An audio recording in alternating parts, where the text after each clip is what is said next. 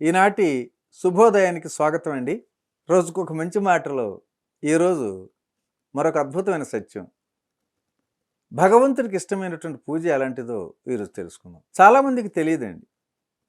మొదటి మెట్టైనటువంటి భౌతిక పూజ కోసం బయట చెట్ల పూల కోసం పరుగులు తీస్తూ వాటితో గంటలు గంటలు నామస్మరణతో దండలు చేసి ఆ దేవుడికి సమర్పిస్తారు. ఇంకొంతమంది అయితే ఇక ఆ ఓపిక కూడా లేక తేలికగా ధనంతో కొన్న మాల కూడా వేస్తుంటారు. ఎందుకంటే డబ్బుకు దేవుడు లొంగుతాడనని. కానీ దేవుడికి కావాల్సింది భౌతిక పూలు కాదండి, మానసిక పూలు. అందుకే అంటారు పత్రం ఫలం తోయం అని.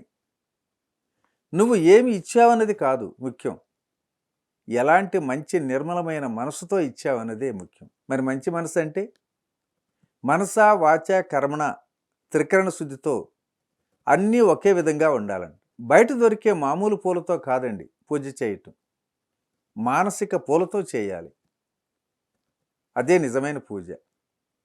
మరి ఆ పూలేమిటో చూద్దామా?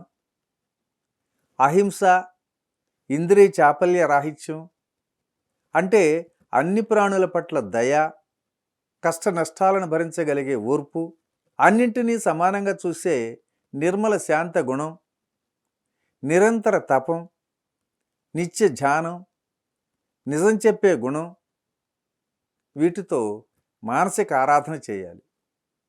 అనగా ఈ గుణాలు ఎవరిలో ఉంటాయో వారు వేరే పూజలు ఏమీ చేయక్కర్లేదు. తమ గుణాల ద్వారానే శివపూజ చేస్తున్నట్లేనని భావిస్తూ ఉండొచ్చు. ఇక మొదటిది అహింస. ఏ ప్రాణికి మానసికంగా బాధ కలిగించకుండా ఉండటం, ఇది ప్రథమ పుష్పం. ఇక రెండవది ఇంద్రియ నిగ్రహం, మనస్సు ఇంద్రియాలను అదుపులో ఉంచుకోవటం, ఇది రెండో పుష్పం. మూడవది దయ, కష్టాల్లో బాధలో ఉన్నవారి ఎడల దయ కలిగి ఉండటం, ఇది మూడో పుష్పం. అలాగే క్షమ అనేది, క్షమ అంటే ఎవరైనా మనకి అపకారం చేసినా ఓర్పుతో సహించటం, ఇది నాలుగో పుష్పం. అలాగే ధ్యానం, శాంతి, ఈశ్వరుణ్ణి నిరంతరం మనసులో తలుసుకుంటూ ఆయన మీదే మనసు లగ్నం చేయటం, ఇది ఐదో పుష్పం. అలాగే తపస్సు, మనస వాచ కర్మణ నియమాలు పాటించటం, ఇదే తపస్సు, ఇది ఆరో పుష్పం. అలాగే పరమాత్మ గురించి సరైన తెలివితో ఉండటమే జ్ఞానం, ఇది ఏడో పుష్పం. సత్యం, ఇతరులకు బాధ కలగకుండా నిజాన్ని చెప్పటమే సత్యం, ఇది ఎనిమిదో పుష్పం. కనీసం 75% అయినా సరే నిజాలు మాట్లాడుతూ నిష్ఠగా ఉండటం. ఎందుకంటే ఇప్పుడు మనం 10% కూడా నిజాలు చెప్తున్నామో లేదో ఎవరికీ తెలియదు. చివరకు మన జీవిత భాగస్వాములతో, తల్లిదండ్రులతో, స్నేహితులతో, ఆఫీసులో అందరితో వీలైన అబద్ధాలు చెబుతూ మన భవిష్యత్తును మనమే మోసం చేసుకుంటున్నాం. మరి ఇవి అరుదైన భగవంతుడికి ఇష్టమైనటువంటి పుష్పాలు. త్రికరణ శుద్ధితో ప్రతినిత్యం మనం ఇవ్వాల్సినటువంటి పుష్పాలే. ఇవి ఇతరులు దొంగిలించలేనివి, వాడిపోనివి, నటించలేనివి, బయట అసలు దొరకనివి ఇవే. అందుకే దేహమే దేవాలయం, జీవుడే దైవం అన్నారు పెద్దలు. కనుక మిత్రులారా, మనము ఈ 8 రకాల ఉచిత పుష్పాల దైవ పూజ కనుక రోజు చేస్తూ ఉంటే మన ముదుసలి సంస్కార తల్లిదండ్రులు ఎప్పుడు మనతోనే ఉంటారు. అలాగే మనం కూడా ఆ ముదుసలి వయసులో మన సంస్కార పిల్లలతో మనం కూడా కలిసి ఉంటాం.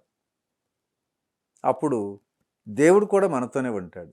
అలాగే అవ్యక్తంగా ఉన్నటువంటి ఆ పరమాత్మను గుర్తిస్తే దైవానుగ్రహం నిరంతరంగా ఎలా వర్షిస్తుందో తెలుస్తుంది. ఆ దైవం యొక్క స్వరూపమే అనుగ్రహం.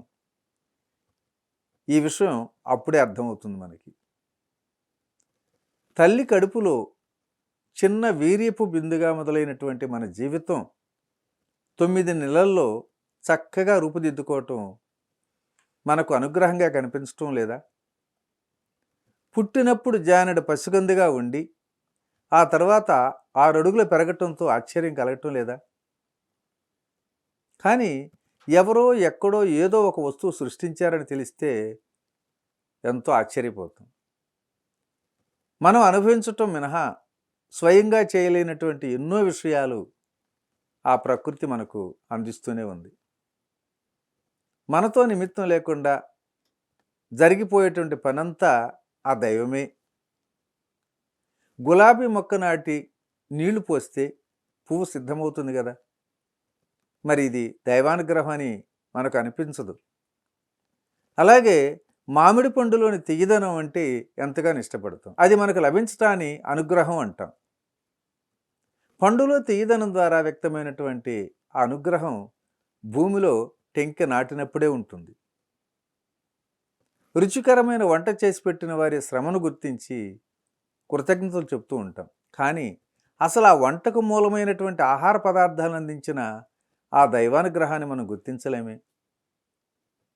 ఈ సృష్టి అంతా దైవానుగ్రహంగా వ్యక్తమవుతుంటే కొంతమంది మాత్రం పరిమిత ఫలాలని ఆశించి అవి నెరవేరటాన్ని బట్టి తన అనుగ్రహంగా భావిస్తూ కొలతలు వేసుకుంటుంటారు. కాబట్టి మిత్రులారా, ఈ సృష్టి మొత్తం కూడా దైవానుగ్రహంగా భావిస్తూ నిరంతరం ధ్యాన సాధనలో కొనసాగుదాం. మరి ఈరోజు ఈ మంచి మాట ఇంతటితో ముగించుకుందాం. రేపటి రోజుని మరొక జీవిత సత్యం ద్వారా కలుసుకుందాం. Thank you. ఇట్లు మీ రామిరెడ్డి, మానస సరోవరం.